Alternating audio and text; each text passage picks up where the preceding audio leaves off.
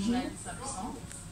Donc aujourd'hui, Combat Ouvrier organise cette conférence de presse pour dénoncer les attaques contre les travailleurs.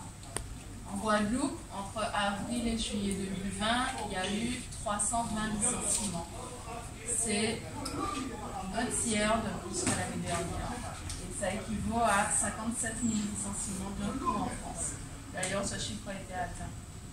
Au cours des 6 premiers mois de 2020 en Guadeloupe, il y a eu 4 200 salariés qui ont perdu leur emploi dans le secteur privé.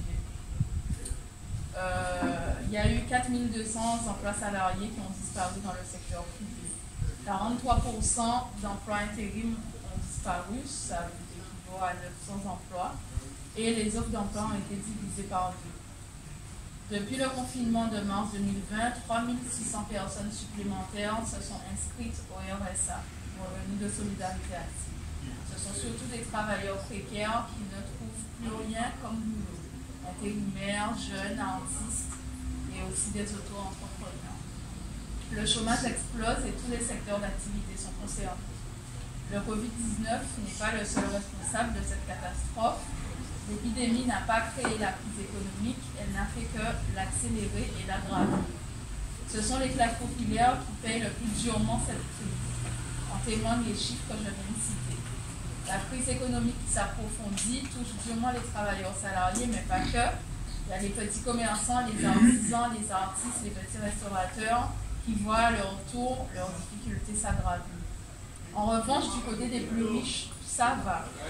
Même si les grands patrons ont un manque à gagner à cause de la crise, ils s'arrangent pour faire payer leurs salariés. Et on peut les qualifier de profiteurs de crise. La pandémie leur sert de prétexte pour licencier, fermer des entreprises, remettre en cause les 35 heures, réduire le nombre de jours fériés ou de jours de congés payés, ou faire du chantage à l'emploi pour imposer toutes sortes de reculs aux salariés. Ce fut par exemple le cas à Air Caraïbes et French Bee, appartenant au gros capitaliste du Breuil, qui possède une fortune de 480 millions d'euros. Dès début juin, la direction exigeait une baisse de 10% des salaires pendant 2 ans en faisant un chantage aux salariés. Soit ils acceptaient ces conditions, soit il y aurait des licenciements.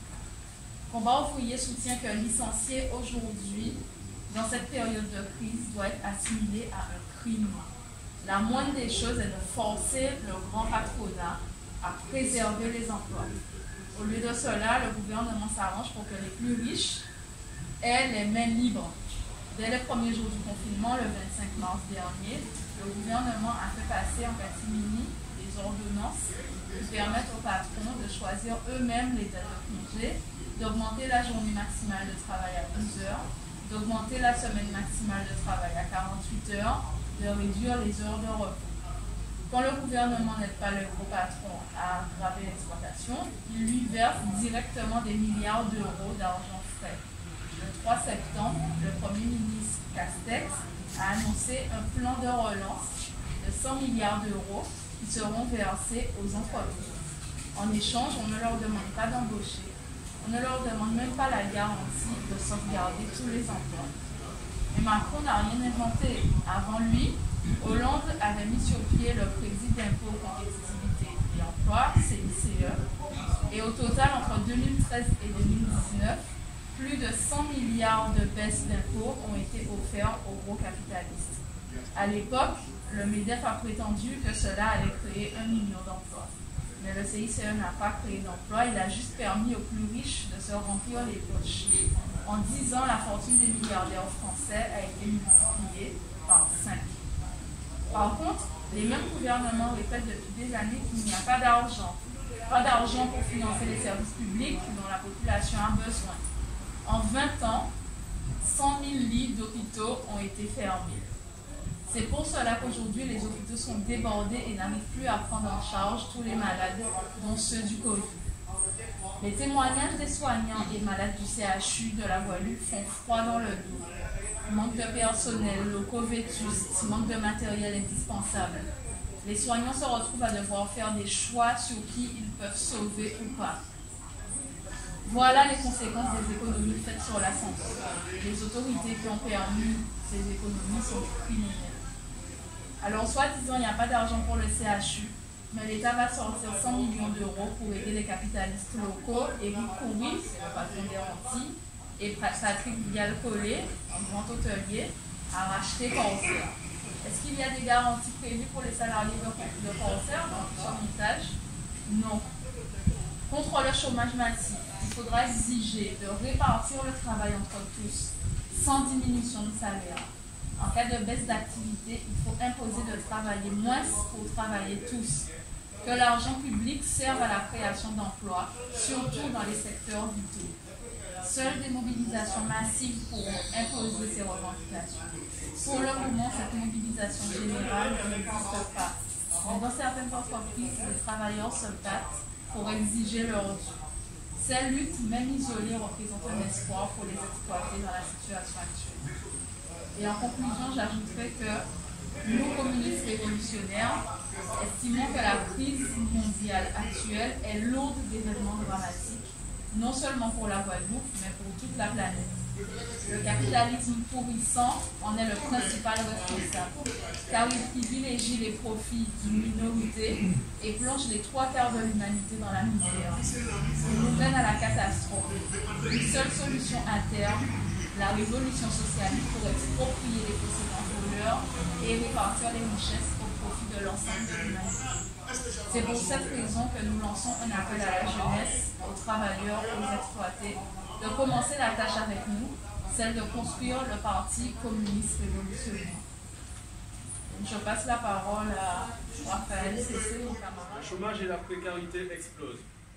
Mais même dans ce climat de peur et d'angoisse, les travailleurs résistent aux attaques. Dans la santé, les travailleurs sont confrontés au risque de contamination et à un stress accru lié à l'afflux des patients Covid. À la mi-septembre, les personnels de la clinique des Eaux Claires ont fait grève pour dénoncer leurs conditions de travail encore plus dégradées par l'épidémie. La direction qui leur imposait arbitrairement des congés et des changements d'horaire sans tenir compte de la vie des salariés a dû se raviser. Au CHU, à la fin du mois de septembre, les personnels du service de radiologie se sont mobilisés contre le manque de moyens. Grâce à cette mobilisation, ils ont obtenu que 11 manipulateurs radio soient titularisés sur les 15 contractuels du service. Dans les autres secteurs, il y a aussi des travailleurs qui résistent par des luttes collectives. Le 23 octobre, après une semaine de blocage du sud d'Aster, les travailleurs de Nicolin qui assurent le ramassage des ordures ont obtenu gain de cause. Les salaires seront revalorisés, des primes de participation leur seront payées et des contrats de travail seront régularisés. Les grévistes ont donc suspendu la grève. Ils restent vigilants et si le 15 février les accords ne sont pas respectés, ils seront prêts à reprendre la grève. À l'aéroport, les agents qui contrôlent les passagers et leurs bagages ont fait grève du 6 septembre au 30 octobre 2020. Ces salariés d'Antilles Sûreté Guadeloupe protestaient notamment contre les vols sur le salaire et le non-versement de la totalité de leurs primes. Leur grève a permis de démasquer leur patron magouilleur, Pierre-Marie Joseph. Il fraude avec la complicité de la SAGPC, la Société aéroportuaire Guadeloupe-Paul Caraïbes, qui gère l'aéroport.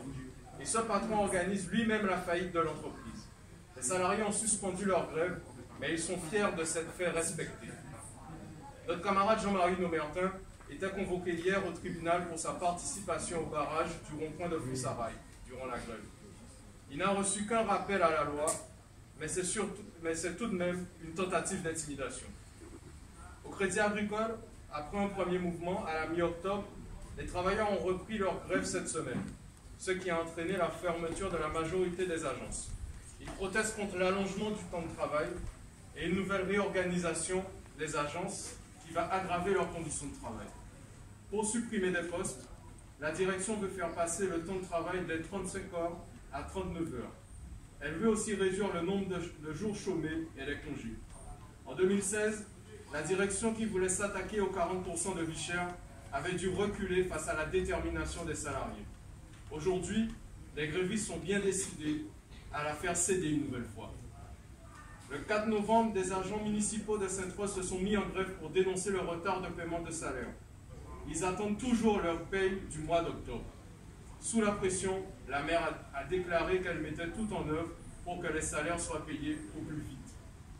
Le 4 novembre toujours, des agents du SIAC, dont la dissolution sera effective le 1er décembre, ont appelé à une grève illimitée pour le maintien du paiement de leur salaire et la préservation des emplois. Le personnel de l'établissement français du sang, l'EFS, est en grève depuis jeudi pour la revalorisation des salaires et le recrutement de personnel supplémentaire. Les agents de sécurité de l'entreprise Lemar Sécurité bloquent les accès du CGOSH à Bourbert. Ils sont sans salaire depuis 5 mois.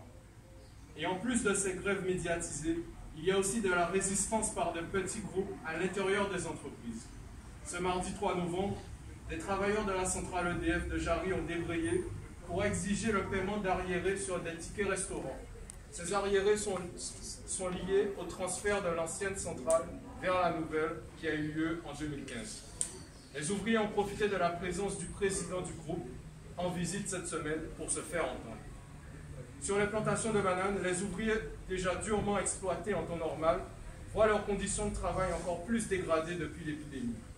Dans les hangars de conditionnement de bananes, il est impossible de maintenir les distances sociales et le masque est inadapté aux efforts physiques intenses des ouvriers. Les planteurs exigent aussi que les salariés travaillent plus longtemps sans payer les heures supplémentaires. Par exemple, une journée de travail peut commencer à 6 heures pour finir à 17 heures. Sur les plantations, des groupes d'ouvriers qui n'ont pas perdu leur combativité depuis leur grande lutte de 2017 s'organisent pour résister face aux gros planteurs-exploiteurs. En conclusion, même dans ce climat d'angoisse, il y a la crise sanitaire, même dans ce climat d'attaque du grand patronat, il y a des travailleurs dans les différents secteurs qui mènent des luttes collectives pour résister. Et toutes ces luttes, même petites, sont de bon espoir pour l'avenir. Pour conclure, je dirais que cet espoir, c'est que ces luttes sociales finissent par déboucher sur des luttes politiques des travailleurs. Il est vital que se crée un parti ouvrier révolutionnaire indépendant sur la scène politique face aux possédants et aux notables.